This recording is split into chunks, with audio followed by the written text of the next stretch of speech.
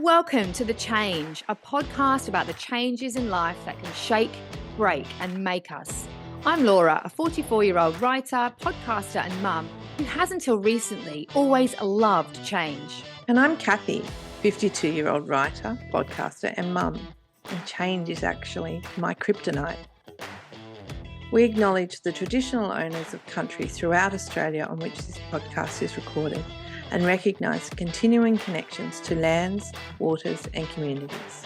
We pay our respect to Aboriginal and Torres Strait Islander cultures and elders past and present. Hello, Kathy. How are you? I'm pretty good. How about you? What are you up to? I'm pretty good. I'm feeling the heat. It's very hot today, but I am interested to talk to our guest today.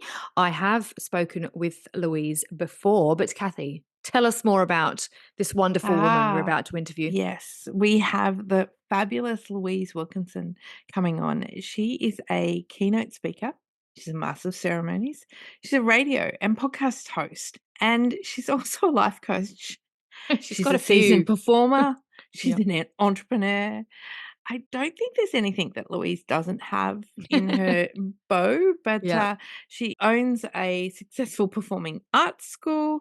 She stage manages key events for the local council, sporting organisations, corporate clients, and she has even floor managed a LA Galaxy game hosting David Beckham. I Oh mean, my seriously. God. Yeah, I she's know.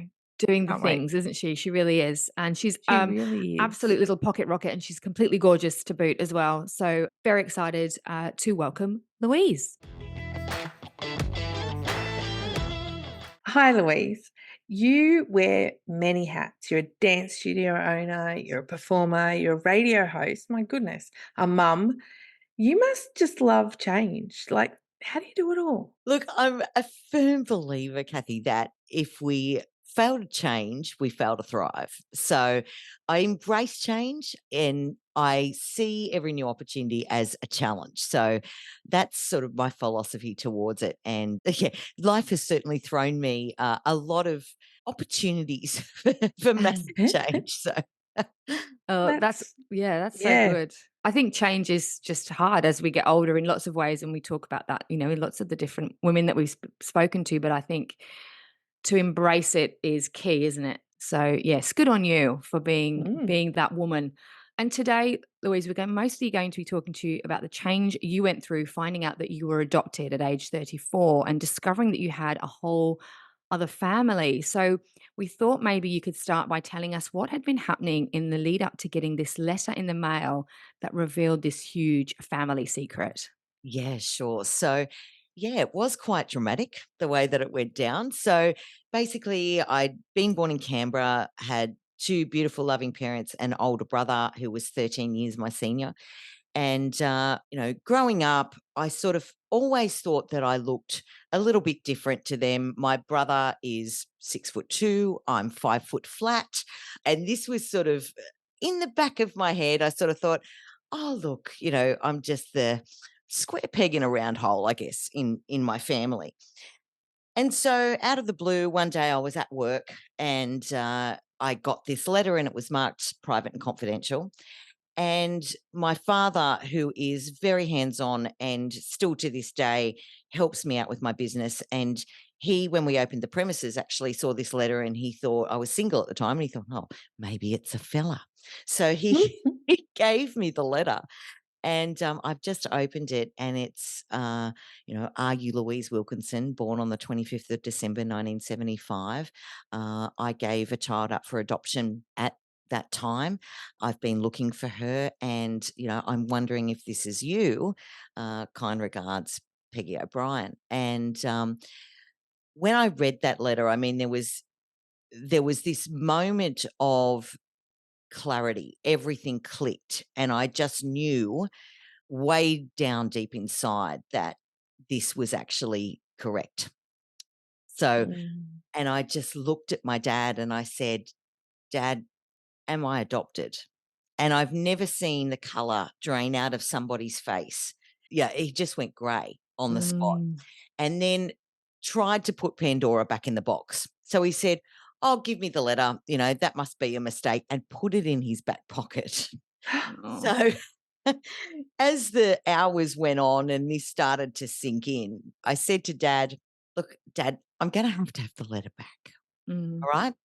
So, he reluctantly handed it over, and he's a Northern English man, and they went through the war and they went through the Mm. depression and that sort of thing. So they're very good at just sort of turning a blind eye to actually what's going on. So Yeah. he was sort of very quiet for a couple of days, and then I texted him a couple of days later. I'd actually gone the night after I went to see my brother, and I just said, "Look, I've got something to show you." And I just handed him the letter. And he said to me, "Yes, look, it is true. And I was going to tell you when mum and dad had passed over, but I respected their wishes not to tell you while they were alive." And it was in their defense, because when I tell people about this, their first thing is, "Were you angry that they kept it from you?" Mm. Given the time and the way that the adoption system worked in Australia in Mm. 1975, the advice was the adoption was closed. So the government actually issued a birth certificate with my adoptive parents' names on it, and my other Mm. one disappeared. It sits Wow. behind in the records. And their advice at the time was that it would cause psychological harm to tell the child that they were adopted. So Mm. if there was no reason to tell them, their advice at the time was to not tell the child. Now that whole scheme is actually lumped in with the stolen generation, Mm. because the government have since realised that that was probably not the best advice, Mm. but they were sort of going with what they were told by the adoption agency. And I guess my dad actually shared a story that he had a phone call from a couple that they had met through the adoption process, and this father tracked my dad down and said, "Have you told Louise?" And he said, "No, I haven't." And I would have been about 7 at this age. Mm. And he said, "Well, we went against the advice and we told our son, and he's had basically a complete mental breakdown. So I just Mm. wanted to reach out to you and say, if you haven't, try and avoid it." So that was Dad, signed, sealed, delivered. I don't want to hurt Yeah. my daughter. Mm. So when it came out, obviously it was incredibly shocking, but at the same time, I somehow knew Mm. Mm. there was something not quite right. And so it brought a lot of clarity when I actually opened this letter. And Mm. that sixth sense, you don't know how you know, but you know. And Mm. that was certainly my experience.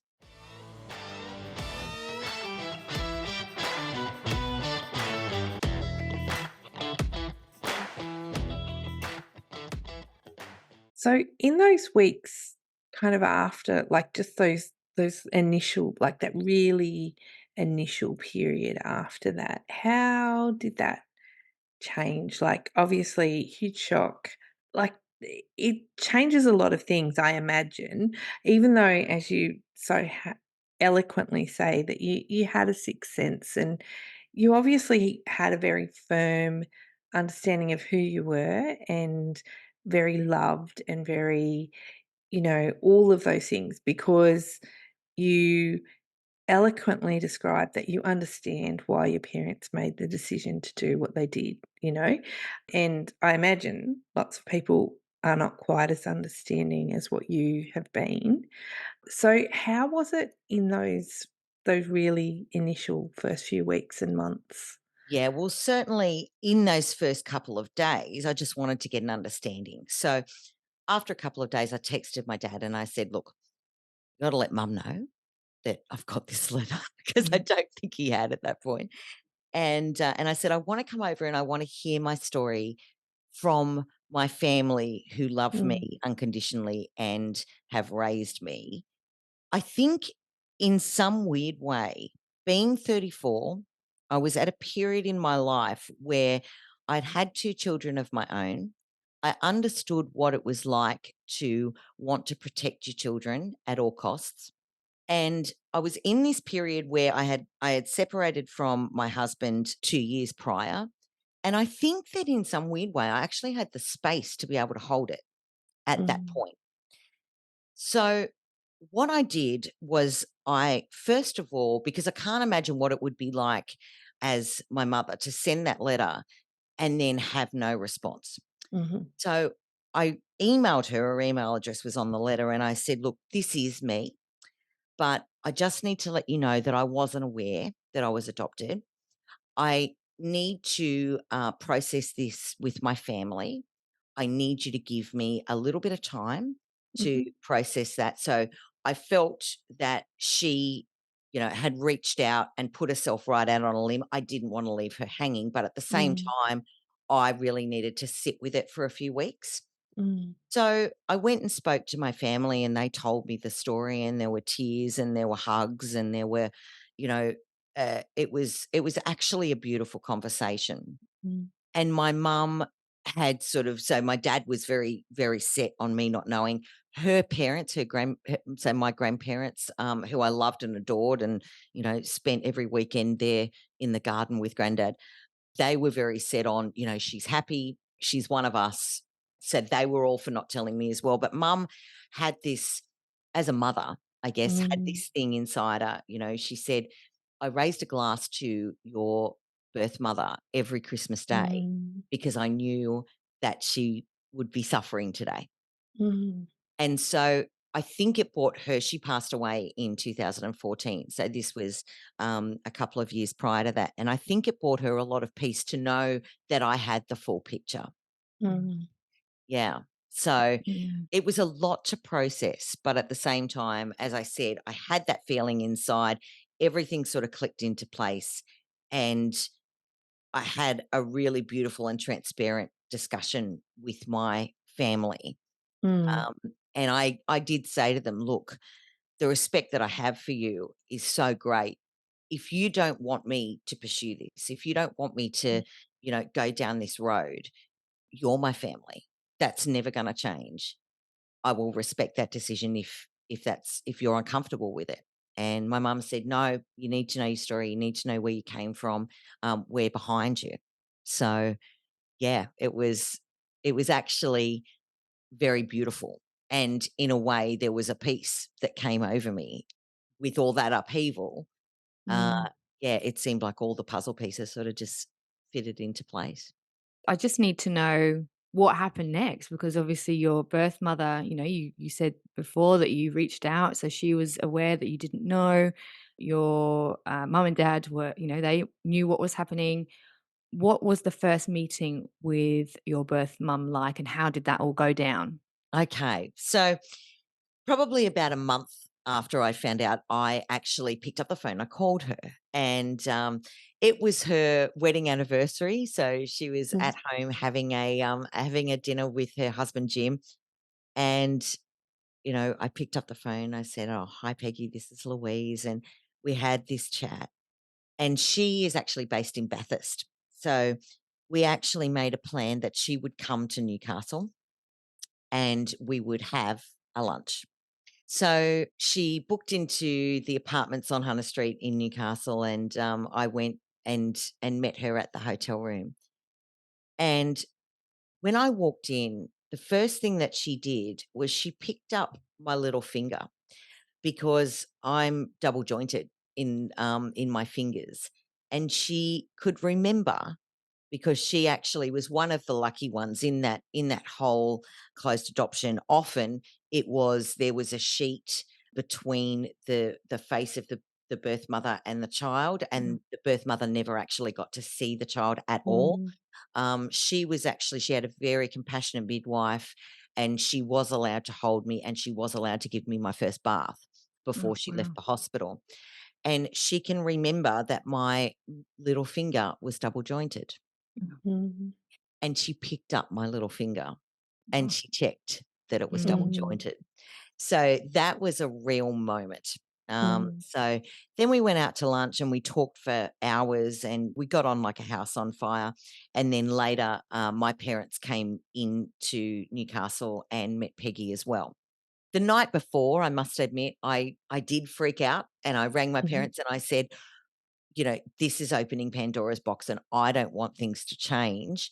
I think I'm going to pull the pin. And Mum said, Mm. Louise, you're going to regret doing that. So let's go through with it. We're here. If you need to call us, we'll be there in a flash. But just let's see how this goes. So Mm. they were very supportive through the whole thing. And yeah, so that was definitely a moment, meeting her. And there were these very weird, it's nature versus nurture. So we had a lot of the same mannerisms. We put our Mm. bags down the same way. We Mhm. picked our knives and forks up the same way. So that was very profound, just noticing those little things. Mm. It's so interesting what you said there about you didn't want things to change, because I just can't imagine your whole sense of self has been, switched out overnight, really, Overnight, with yeah. the arrival of that letter, and Mm. you've suddenly got a whole other family that you had no idea that you had. And so I can completely understand how you would have had that freak out and gone, no, no, I don't want it. I'm happy. I've got a beautiful family. It would have been so challenging.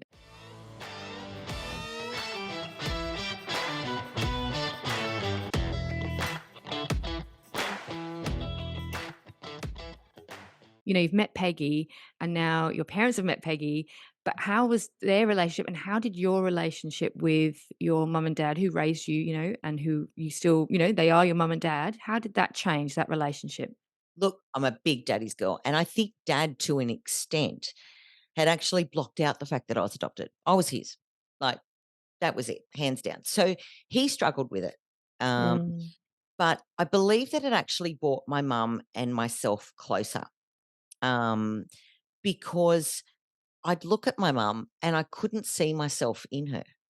Mm. you know, even down to things like, I had massive bazookas and she Mhm. had a size B, she was 5'10", I was 5 foot flat. She was fair, I was dark. So I couldn't connect with her and I didn't know what it was. Once that was out, I could connect with her just person to person, and I wasn't trying to find those genetic things in her. Mm. So it actually improved our relationship going forward from that point. And I think that she felt a whole heap of relief because I think that she had a fair bit of guilt that I didn't know. She really wanted Mm. me to know. Yeah, I can imagine. And, you're a mum too. So you would be, yeah, thinking of her, and just such a difficult scenario, isn't it? Mm. And what about your dad? You met your birth father. Is that right? I did. So that was a whole Peggy had actually been looking for me for 10 years, but because I Mhm. was married, my name had obviously changed. So Mm. she had issues looking for me. And it wasn't until I actually went back to my maiden name and I had a website that she picked it up in a web search. But when she first started her search, she did actually make contact with my birth father and she said, I'm going to look for for our child.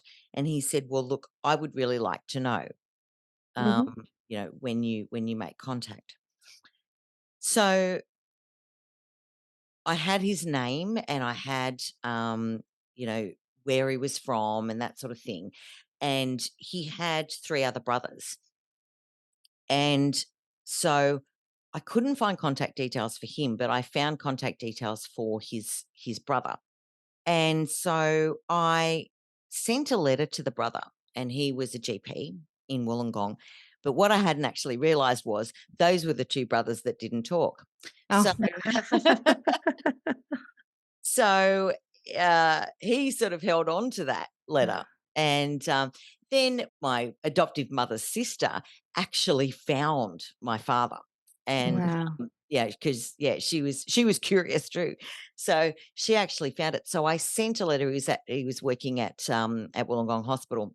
I had to ring first because I wanted to make sure, obviously, that a secretary wasn't going to open the letter. Mm. So I had to call and I spoke to his personal assistant and I said, look, this is a personal family matter. I just wanted to make sure that, if I send this, that he will be the recipient and da da da da da. And she was sussing me out. I think she thought that I was a debt collector or, Mhm. Oh, that yeah. because Yeah. I was in health, that it was something litigious or whatever. Anyway, Mm. I got the letter through and sent it to him. And yeah, he actually then called me. His PA at the time was actually his partner. And she had Oh, actually okay. said to me, if you'd have said, it's a personal family matter, because I just said it was a personal matter. If Yeah. I'd have said it was a personal family matter, she knew all about me and she would have Right. Yeah. Yeah. Then he came up to Newcastle and we had a dinner at Scratchley's, and same thing, we took our steak the same way and we had a love of seafood, and he was quite little, and look, no DNA test needed there. I looked exactly like him, Mhm. Wow. exactly Yeah. like him. He knew from Yeah. the moment I walked into the building who I was.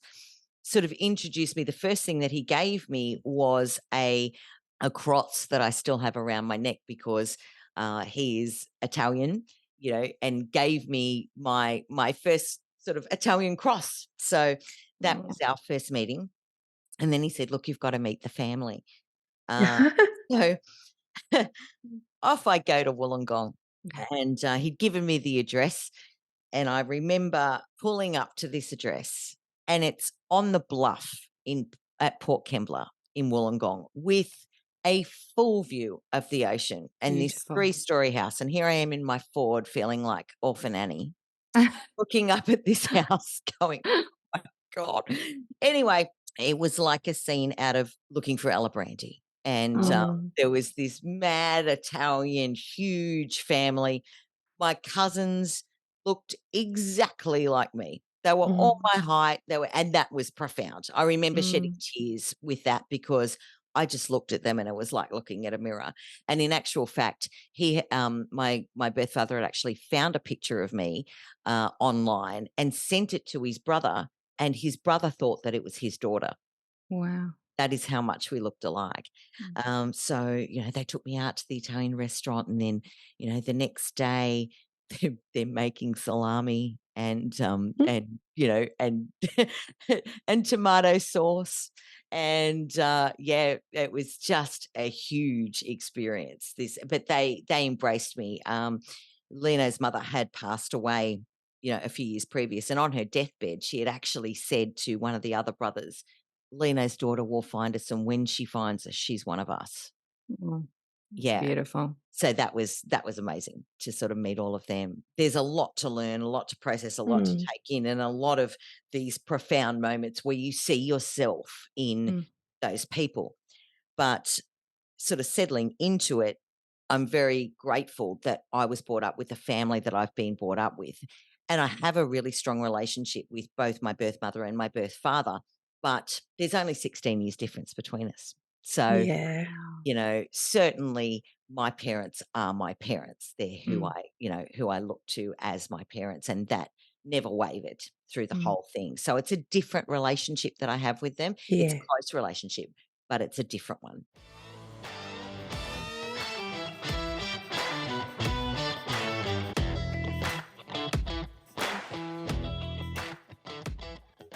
It's funny, my husband is not adopted, but his parents moved from Scotland to Australia when he was a very small boy.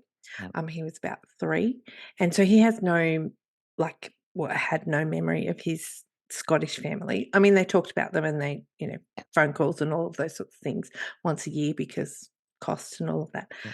But he went back to Scotland, before we got married, and he didn't really know what to expect, and he got off the plane, and one of his uncles met him in London, like, at Heathrow, and he was like, "Oh, how will I know? How will I know?" And he said he walked through the airport and he saw this man, and he's like, "Oh, there's my uncle." And he had no, and it's like that, the way you describe, when you met your family, like your biological family for the first time, you knew exactly who they were and you knew exactly where you'd come from because of those, like, you just knew, like, Yeah. Mm. yeah, Yeah, it's a soul tie. Mm. yeah, Yeah. Yeah, it's Yeah. profound. And has it sort of taught you anything about yourself? Other than, you're at 34, you're already quite a sort of well-developed person, human, but by that stage, you've learned all this new stuff so fast about who you were and where you've come from. What's the sort of lasting legacy of that been for you? Look, I guess just that I am the product of a lot of different influences, bloodlines, and all of those people have made me who I am. I have a Northern English sense of humor because that's how I was brought up. But I have, yeah, like right from being 3 or 4, give me a salami and a piece of cheese over a McDonald's frappe any day of the week. It's just this whole mishmash of influences that have made me who I am, and I understand that now. Mhm. But at the end of the day, we come into this world alone and we leave alone. And while these people are influences and that sort of thing, I think that I had a fairly strong sense of self. So it helped me to understand who I was, but it didn't shake who I was, if that makes sense, at my core. Yeah, I think just talking to you can just tell that your sense of self is very strong, and even the fact that you can embrace change and you're very, yeah, solid in that sense, I think, which would have been incredibly helpful at a time to have such a big change in Mm. your life at that stage. But yeah, it's an amazing story. Like, it's just incredible that that letter just set off this chain of events. And then just coming back to, like, you personally having gone through all of this and the busy woman that you are there any changes, big or small, that you still want to make in your life? Whether that's to do with family or not. Even your kids have grown up now, right? Is that right? They have, and I, am actually, a month into my grandparent journey. Wow. Wow, How beautiful. congratulations. Yeah, my daughter very much followed in my footsteps. I had her when I was 23. My husband had 2 kids from his previous marriage, and he was 32. My daughter is 23. Her partner has 2 kids from his previous marriage. And he's 32. So that's identical. So here I am, just about to turn 47 next week. And I have a beautiful granddaughter, Josie. And that's been such a huge revelation. Seeing my daughter become a mother has been huge. It's fantastic. I mean, you love them exactly the same as you love your children. And guess what, ladies? You can give them back. Oh, that sounds beautiful. It does sound beautiful. That's been amazing. I guess I'm starting to reach the point in my life. What I do is very full on. So I've just come off the back of a week of 3 major performance events, all separate across 7 days.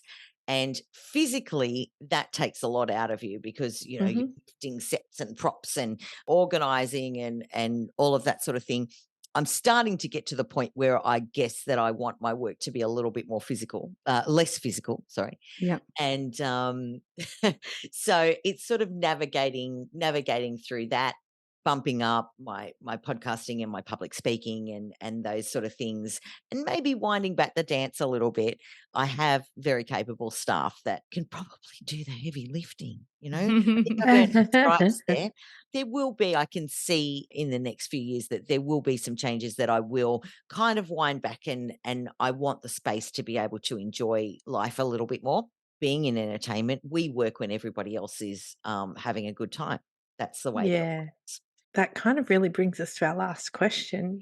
Our podcast is called The Change, in part as a reference to that kind of midlife experience of all women, whether it be perimenopause or the actual menopause. We'd love to know about what your feelings or experience with the change is. Yeah. Well, I'm just starting to hit that. And I'm so grateful to both of you for actually bringing this conversation to the table. And I think you guys will resonate with this as well. We are from a generation where it just wasn't talked about. Mhm, And so I had no idea, for example, that perimenopause can last 10 years. mhm. You I know, know. Yeah. that menopause is one day, and it's the day that you hit that year mark after your last period. So opening this discussion up and talking to people about the changes is absolutely necessary. We don't Mhm. have enough information about it and we don't share about it. So, yeah, I'm starting to hit it now. And I'm noticing I've always been a cold frog, and I'm noticing that that is sort of not the case at times anymore. And Yeah. so yeah, so that's sort of been my first indicator that I'm starting to hit that. And yeah, I guess it's confronting on a psychological level, I guess, because Mm. if you use the maiden mother crone, we're kind of moving into that crone, but 50 is the new 30 as well. So, Yeah. Yes. Yeah. there's kind of a pressure to sort of, still look young and be vibrant and do all the things that we used to do, when we were in our 30s and early 40s. But I'm kind of feeling that my body is letting me know that, perhaps that isn't as realistic as it was 10 years ago, Louise. Mm. And we might need to make some life changes around that. Yeah. That's so true. Yeah. You say maiden mother crow. Laura and I like to say first, second, third act. And we like to say that we're moving into our third act, which is, rather than crone, sort of, which might be a little bit negative, be But that's what a it was little bit more traditionally, right? positive. Yeah, Yeah, the yeah, crone. Oh absolutely. gosh, it's such a terrible anything crone, hag, stage. No one wants to be known as that, do they? Yeah. Like it's Yeah, just look, not. it just, No. do we get a complimentary cauldron? Is Yeah, that That'd would be be great. great. Yes. Just like that Yeah. crone word, it feels Yeah. like you should be, like Yes. stirring some Witch's brew morning. and yeah, Yeah.